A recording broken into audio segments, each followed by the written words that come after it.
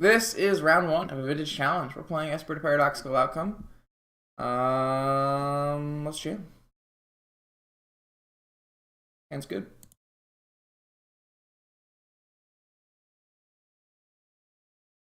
I'm just jamming this Ancestral on turn 1, I think. Yeah, I don't really see any reason not to.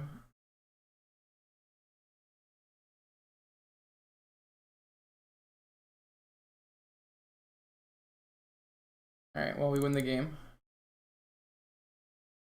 F6, then we're gonna just PO off.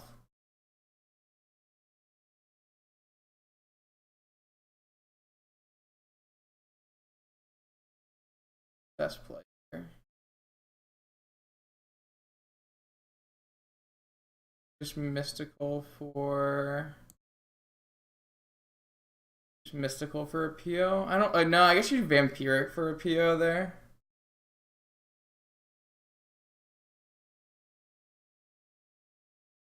Yeah, because you want to hold up this force. So you would probably crypt top, spin top, see what you were looking at. If you already have a PO, then you don't need to use any of the tutors. If you don't, then you can just... I guess we have the option to vampiric and draw with top this turn. That would only leave you with 1 blue, and you've already cast Ancestral. You get Lotus, but that doesn't really do anything. I was just trying to figure out if there's any cool lines from there, but it doesn't really matter. So we don't know what they played. Historically, they played Xerox, PO, but they were F6'd, so it's hard to say. I don't really think... I like, if you play 3 Opal, I like to have, I think it was 15 other? No, I think it's 12. If you have 3 Opal, I like 12 other artifacts, or 11 other artifacts. I think it might be 11, something like that. I don't play the 4th Opal. I don't know if it's correct or not. I've just never really liked the 4th Opal in this version, but I could be wrong. I don't know. It gets a lot better when you're using it to up your storm count. So, I don't know the answer if 3 or 4 Opals is correct. And I think the answer was 11 for other artifacts that are low cost, but I'm not sure. I don't know if I'm supposed to board cards in here. Like, I'm not gonna go look at their stream. So I'm not gonna go find out what they're playing. So I think I'm just going to on the draw. All right, I'm just gonna submit my I think the 4th is clunky. I agree. I'm just gonna resubmit my game 1 hand because I'm not gonna go look up what they're playing. So. I mean, that's what we would do in real life, right? If we just killed them on turn 1 and they didn't do anything, we would just resubmit our 60. Alright, so they are on PO, so we could have brought in a ton of stuff, but tough to say.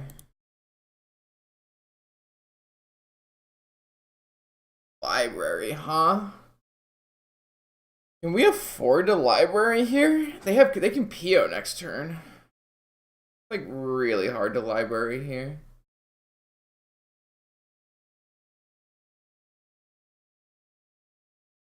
I think what I might do is I might cast Preordain.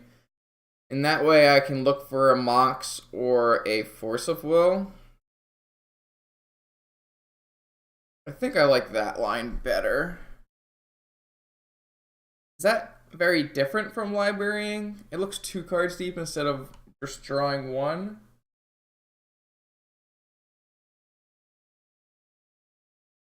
I think it's different. I don't know if this is right, though.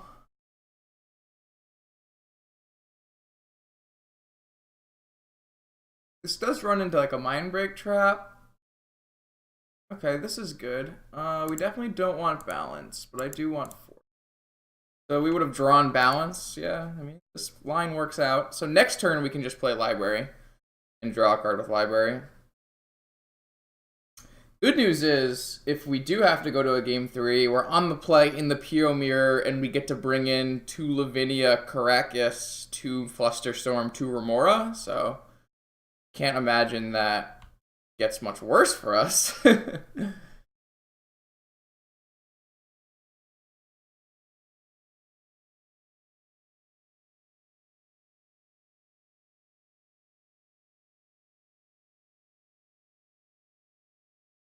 Sure. Fuck it is.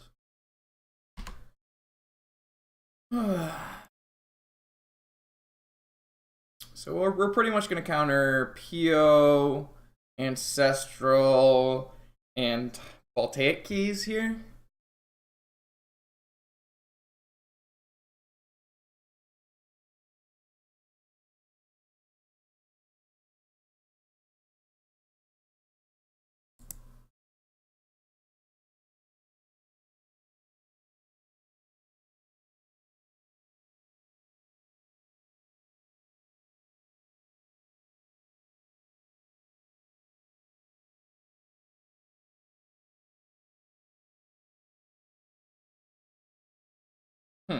That's a good draw. That gives me another blue spell. So I can cast Time Walk now. He'll get flustered. Fluster's pretty good here. Gonna be a PO. Or Fluster, maybe. Mana Drain. Interesting. Yeah, it's fine. I'm not happy about it, but it's fine. We do have a problem, though. If we use Force of Will... No, definitely not. Because then we can't draw with Library. We don't have any... we don't have any, like, action right now. Because if we use Force of Will, we're off Library and have no action. Which is, like, half of the problem of Time Walking there. But I think you have to Time Walk there because it represents... it draws a card. And, like, untaps your mana. It's pretty insane. Like, they're trying to find action as well, and them countering our Time Walk is fine. So, if we draw another blue card, we're free to Brainstorm. We have 2 draws, too. We should be winning. We should win this game. Yes, I agree. We should force a key that is lethal. I absolutely agree. Crypt is interesting. So let's see if we can't find a blue card. I guess we can hold up Hardcast Force. No, we can't. Yeah, we can hold up Hardcast Force, so it's not actually too bad to cast Brainstorm if we...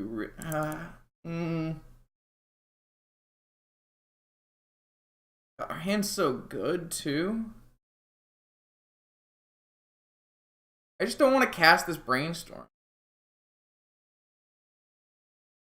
Maybe we can end of turn cast... No, they can easily just have PO here, but PO's only for 3 here. It's not even that bad. I think I'm just going to play the land. I mean, we should hold up Hardcast Force anyway. I want to play the land in the Crypt. It doesn't keep us off Library, and we can hold up Hardcast Force. I think I'd like to Brainstorm at the end of turn if possible. I know, I just don't want to Brainstorm either. I want to keep Librarying. We just have nothing going on is the only problem. Not really that big of a problem because they have to draw something and they're locked underneath their own top, so they're really just drawing. I'm okay with losing some Mana Crypt flips too. It's not really a big deal. What is happening? Alright, I'm going to play this Lotus, and then I'm going to Brainstorm.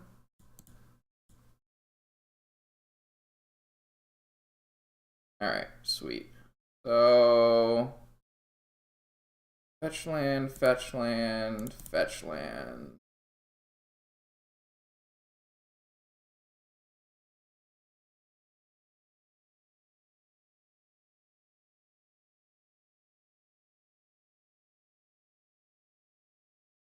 We're pretty weak to Flusterstorm. Actually, Galarian should just pay for Flusterstorm, so we're not actually weak to Flusterstorm. Yeah, we're just going to play everything that's not a Time Vault out. Pretty sure that's Hardcast Force and a PO.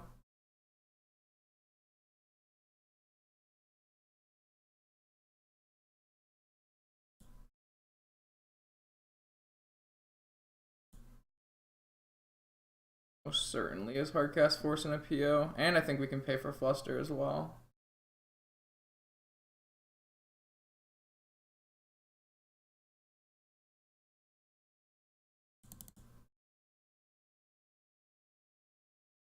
Alright. That's the match. Vault's -1 mana. And I think it represents more things. I'd like to be able, if you play Vault, you can't represent. There's a lot. It's +1 card, but you don't need +1 card here. I actually think it might be more powerful to keep Vault in your hand there. It's like, doesn't really matter. All right, 1, 2, 3, 4, 5, 6. 1, 2, 3, 4, 5, 6. We get Vault Key with Force backup. Pretty good. Not the greatest. So if we had played Vault, we would get 7 and we get another PO. Yeah, maybe playing the Vault's better. I think in general 6 cards there is almost always going to win you the game. I don't think the difference between 6 and 7 is very much. Whereas I guess it doesn't really matter that I'm holding up or representing anything because I only have 1 play and they have to counter what we're doing. So yeah, you probably just play the Vault out. I didn't do the math on how I wanted to be able to pay for Flusterstorm and Hardcast Force, and we currently could have done that. We'd have to crack our Lotus. Because it was Storm Count was 6 at the time, so we would need 7 mana. We'd have to crack our Lotus. No, if we would get 1 more off Tolarian. So we would have exactly enough to pay for Fluster and Hardcast Force.